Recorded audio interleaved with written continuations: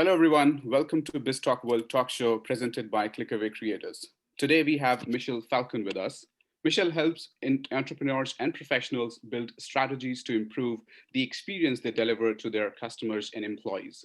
His business earns over 15 million a year in sales and have 150 plus employees in the ultra competitive hospitality industry. His book, People First Culture: Build a Lasting Company by Shifting Your Focus from Profits to People is available on Amazon. Michelle have advised and spoken to executives from a myriad of brands like Alfa Romeo, McDonald's Canada, BlueCross BlueShield, Electronic Arts, Verizon Wireless, Vega, Lexus, and so many others. Thank you so much for joining us, Michelle, today. It's a pleasure to have you on the show. Thank you, Vinay. All right, so I was trying to kind of do a quick introduction about yourself, but if you can also help us with a brief journey of yours so far and how it has been going. Yeah, it'll be brief because it's many years. Many years ago, about a decade to Hmm. be precise, I was introduced to three topics: company culture, employee engagement, and customer experience, and how to use those in a business, regardless of industry, regardless of the size of your company, to build something that's competitive, admired, and profitable. I started my career working for a medium sized company in Canada. And that's where I saw those three topics being the core of this organization that grew to be over $100 million company. In my mid 20s, I ventured off on my own, started a company. It was an advisory consulting agency, and I would help companies develop stronger relationships with their customers and their employees by way of stronger loyalty. And I touched and worked with many different industries, ones that are traditional and ones that are not so traditional. And when I turned 30, I moved within Canada to Toronto to partner with my business partners to open large format restaurants. And Toronto is the third or fourth largest city in North America. It's extremely competitive, a very challenging industry. And I took the strategies that I'd been helping companies like Verizon Wireless and Subway and implemented those within their company, but now into my own company. And that was very rewarding. Before the pandemic, I started going into a different direction, into fast casual restaurants, whereas before it was full service restaurants. And I'm continuing to apply the people first culture strategies that I outline in my book into my next business, which is starting next month, July 2021. And my intention is to grow these fast casual restaurants with honesty by putting the employee first, making sure that we have a world class customer experience, one that will be studied by other companies, and grow this business throughout North America and then other continents throughout the world. Amazing. So, first of all, congratulations and best wishes for your new business that's starting Thank next you. next month. And I can very well relate to it because when you have been consulting those strategies to some of the biggest restaurant businesses like Subway, like McDonald's Canada, and then going back and putting that same strategies into your own business must have been a very fascinating experience and must have been a great experience. Yeah, it I've done it already within Yeah. other businesses. So I Yes. know the playbook. And I wouldn't it be such a great story if I was to grow a business, maybe not as big as McDonald's or Subway, but to say I was consulting for them and now I'm doing it for myself in virtually the same industry. I That hasn't been lost on me that it's coincidental, and I'm confident about the industry. I'm also confident that a lot of employees don't like working for big brands in this industry. Minimum wage is what they pay. And I'm not picking on any company. It's just the fact of the matter of the industry. I want to change that. How can I build something that employees want to come and work for within the industry that I'm about to enter, which is extraordinarily competitive. You are fighting for nickels and dimes and small dollars. The margins are very tight, but the volume's there, right? Vinay, you want to eat. You're going to eat hopefully 3 times a day. And I Absolutely. hope one day that it's at one of my establishments. Amazing. I definitely look forward to it. Someday, whenever you have something in Vancouver, that's where I stay. Just let me know, and I will definitely love to be there. Well, Vancouver's home was where I used to live. When I said I moved within Canada, I moved from Uh-huh. Vancouver to Toronto. Oh, okay. So we will be there one day. Oh, fantastic. We should meet then there as well then. Thank you so much. Okay, so thank you so much for kind of sharing that great insight with us and how that transition really worked from consulting these big brands and then starting something of your own and doing everything right from the scratch. And with that, I'd like to move on to the next question. And let's talk about some of your early days obstacles when you were starting this business, or you can talk about when you were actually starting as a professional with these brands as well. So tell us about some of those obstacles that you had to face in the early days and how did you supersede them? Well, the first one was being taken seriously as a 20-year-old working with these large companies. It was hard, right? Like, who are you? Who are you to come into my department, even though Yeah. their executive wanted me there? But people are defensive Yep. because you come in, a stranger to the department, and everybody's guard is up because who is this guy? What is he going to recommend? Why must he be here? It was very repelling, and I wasn't welcome in a lot of companies, even though I was brought there. So that was very challenging, building trust with the stakeholder I was supposed to be working with. I learned how to do that, but when I started consulting, I had no experience. I didn't work for Accenture or Bain or any of these big consulting agencies. I was just like I had a skill set and knowledge, and I had to figure out that consulting world, and that was hard, right? But I made progress. It was also lonely. I was paid really well. The margins were like 95% profit. I was traveling the world. It was great, but it was lonely because I didn't have a team, my own, that I could call my own. I was working with teams of companies, but again, it wasn't that camaraderie wasn't there in the beginning. And in some cases, it was never even formed. It was you come in, you do your work, and you get out. So that was a challenge also, which is why I entertained leaving consulting, even though it was extraordinarily profitable and I lived a really cool life, like going to Las Vegas often and for speeches. It was really cool. But eventually, that cocktail that you have by yourself in the hotel lobby or the hotel you check into and you've been on the road for a while, that lost it wasn't attractive as it once was. So I Hmm. wanted to be a part of a team. But to give you a third thing, was helping people think long term was challenging, and I'll further unpack that. When you are wanting to build stronger relationships with your employees or your customers, that doesn't happen overnight. Some companies are used to allocating a budget to grow the business and they invest in PPC or Facebook ads, things that they can see a return on within 24 hours. It's not the case with relationships. You know, Vinay, you and I, we will continue to stay in touch after today and we'll continue to build that relationship. But look, I'm not handing you the keys to my car tomorrow, right? Like we need to build Yeah. that relationship and that trust first. And then one day, maybe I invite you to my birthday, maybe to my wedding one day. You know, it takes time.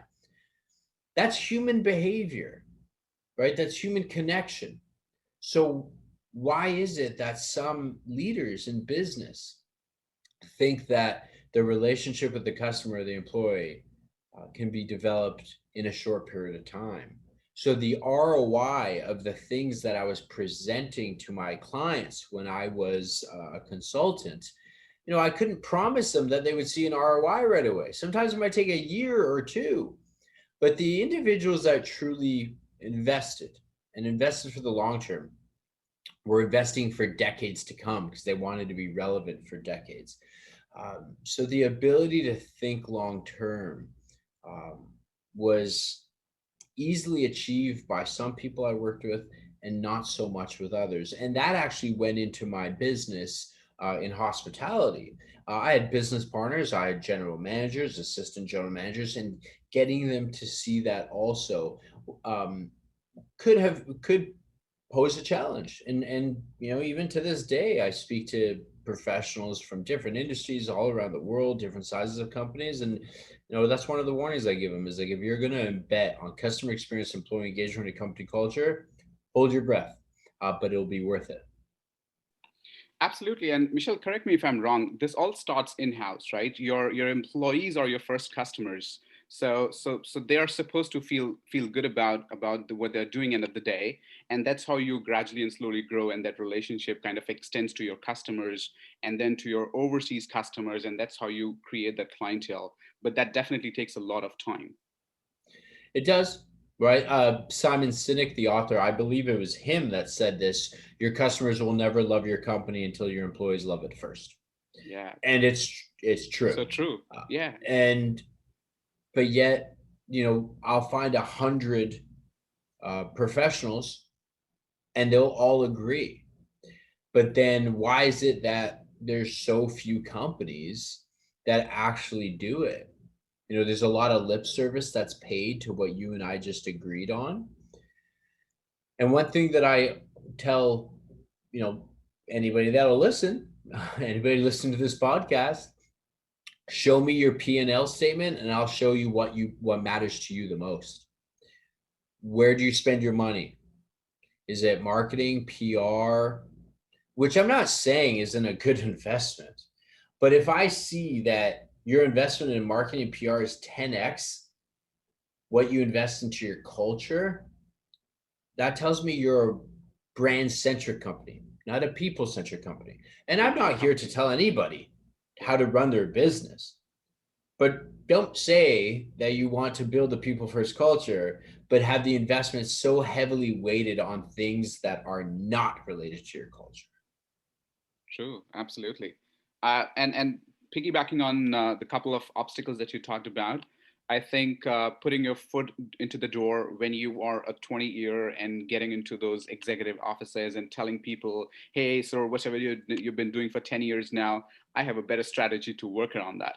I mean, that must be very difficult. And this happens throughout the globe, with everyone who's getting into some new business, some new office, some new job. That happens all the time. So it's like something for all of us to learn here. So a quick note for all our viewers, all those entrepreneurs, those businessmen, you will face those initial obstacles as Michelle did, but you really have to overcome them. You have to keep fighting with them unless you're able to really find out a way that how you can work with those executives hands on hands and improve their businesses. And secondly, when you talked about that the time that it takes for you to create that trust between a customer and a company, that also is going to take a lot of time. So absolutely, I will just repeat what Michelle said, that you really have to invest heavily, if not heavily, but you have to make sure that you're constantly investing if you really want to be a people-centric company and not just be a brand-centric company. All right, thank you so much, Michelle. That's a great insight, and I'm sure all of our viewers would love taking notes out of that. I'll move on to the next one with that. And this is, again, a little bit about the people management. So what are your methods of team or people management, if you can help us about that, please? Well, it ultimately starts with who we welcome into the business. And that starts with recruiting. Think of the job descriptions. Go on any of the job board websites and read some job descriptions. I bet you they're pretty boring. Very just stale. Yeah, Doesn't templates, really, a lot of yeah, time. they don't jump off the page and get you excited, right? Yeah, yeah, What your job description should entail, and what you should include to build a people first culture is it has to read really well and be exciting, but it should also repel people so that they don't feel like I probably shouldn't apply here. This doesn't sound like my type of environment. And that's Mhm. fine. Not every culture is going to be suited for every person. A lot of people, there's a lot of negative media about Amazon and their work culture, whether that's in the warehouses or a head office. Yeah, that's not going to serve everyone. But I know many people that love working at Amazon. I know many people that do not like working at Amazon. It's just Mhm. not for you. It's not for everyone. That's fine. Mhm. So, how you craft that job description and how you market it will should be a magnet for great people for your culture. From there, what is that interview process like? Are you rolling out the red carpet for these candidates? Because if you're recruiting high performing people, they are absolutely interviewing you, the company, and the individual as much as you are them. Right True. now, especially with labor shortages throughout many different industries, companies don't have the leverage that they once had. So, what does that interview process look like? How can you ask new or how can you ask candidates and potentially new employees to deliver a great experience to your customers, Mhm. assuming you hire them? If you don't do it to them, they need to know what that looks like, what that feels like. And the interview process is a fantastic way to really set the precedent and let these candidates know this is how we behave in our company. Now, let's say you go hire them. Now, go do that for us. And we're going to continue to do this. It's reciprocal. And that's how, I'm looking at ways that we can start at the very beginning, because that's good word of mouth too. If Yeah. Vinay, you go interview for a company and you had the best interview process, you're like, this place is different. You're going to go tell Yeah. people. You're going to go Yeah. work. You're going to work with us. We're going to do good work together. You're going to go recruit people for us. It's very simple in theory. The practice part, execution of these theories, that is kind of where the rubber meets the road, and can be difficult for some companies. What is your onboarding experience like? What does training look like? What does the first week look like? Right. And then from there, just let your employees do their job, and go, and yes, they're going to make mistakes. I guarantee you. I'm about to hire 8 people in the next 2 weeks, and then I'm going to hire another 20 between now and October. So between now, I have one employee for the new business, and I'm so happy about this hire. Um, but I'm going to go from 1 to 30 between now and October. Um, but it starts from there, and then that team is going to scale and scale some more and more and more and more. And eventually, I'm whether I want to or not, I'm going to have to release the reins and let them do good work and just make sure that the errors that they make, and they will make them, just like you, make sure they're Mhm. not critical errors, Yeah. so that you lose your business. But rarely can there be an error made by a customer or by an employee that will take your whole business down. Yeah, absolutely. Uh, wow. I mean, a couple of insights once again for all of our viewers here. So this starts right from the scratch when you're. How do you really create that JD, that job description? How exciting is that for people to come on board to come and see at least how that interview process, as the onboarding process, really works? So this starts from there. And Michelle, let me also connected once again with the experience part, because we're talking about customer centric and making customer first culture. It's again an experience, because if your employee, a new hire for example, experiences that great onboarding process and an interview process, you said that he'll go out and he'll tell 10 people about that, right? So he'll do his mouth Yeah. marketing for you. And similarly, if a customer experiences a great service from you, he would also do exactly the same thing. So it's about creating that culture, and that culture pays you back tremendously. Yeah, absolutely. And You need to have systems in place for your customers also, right? You got to, like, I have an arbitrary rule that 80% of my time is focused on the employee, 20% of the time focused on the customer. Because if you nail the employee part, the customer experience strategy will develop itself, be maintained by the team members and so forth. But here's something that I really, really think critically about is how can you create experiences for your customers they've never seen before in your industry? If you want to do differentiation, think like that. So I'll give you an example. Vinay, in the new restaurant I'm opening, we serve salads and grain-based bowls, right? So like rice bowls, right? And you've seen the takeout containers, clear lid on top. One thing we're doing for our customers is because feedback is so valuable is we're going to have a sticker about the size of a hockey puck right on top of the bowl. And it's going to say with strong language, we are desperate for your feedback. And there's going to be a QR code there. And we're now used to using QR codes because of the pandemic. Yeah. So the customer is going to scan the QR code and it'll pop open up a landing page on their cell phone. And it's going to ask them the Net Promoter Score question. If your listeners aren't familiar with Net Promoter Score, just go to YouTube, type in Net Promoter Score, watch a 2-minute video, then you know what it is. But it essentially asks, rate us from 0 to 10. If our customers rate us 9 or 10, fantastic, we did a good job. Well, then it sends them to another landing page, all automatically, seamlessly within seconds, to write a review on Google Review, Yelp, share on Twitter, and so forth. But here's you've seen that before, right? But here's the thing you haven't seen, Vinay. If you rate us 0 to 8, and some would argue 8's still a good score, not for us. 0 to 8. The next landing page you're going to see is we're going to give you 3 options. So you're going to select one of 3 options, and it's all automated. The first option is, in better words than this, but give me my money back, or I want a refund. Second option, I'll give you another chance. We're going to give you a gift certificate to come back again. The third option, here's what you've never seen before. We failed you. Here's a $20 gift certificate to a competing restaurant. Wow. We couldn't, like, we're sorry, but like, hey, like, they're good, right? Go to them. Now, remember long-term thinking? You're going to come back, Vinay. You're going to go and take that gift certificate for sure. Or maybe not. Maybe you go back, you go to your browser, or you go back, you're like, no, whoa. I've never seen that before. I'm going to come back. I'm going to give you another shot. That's what I'm betting. Yeah.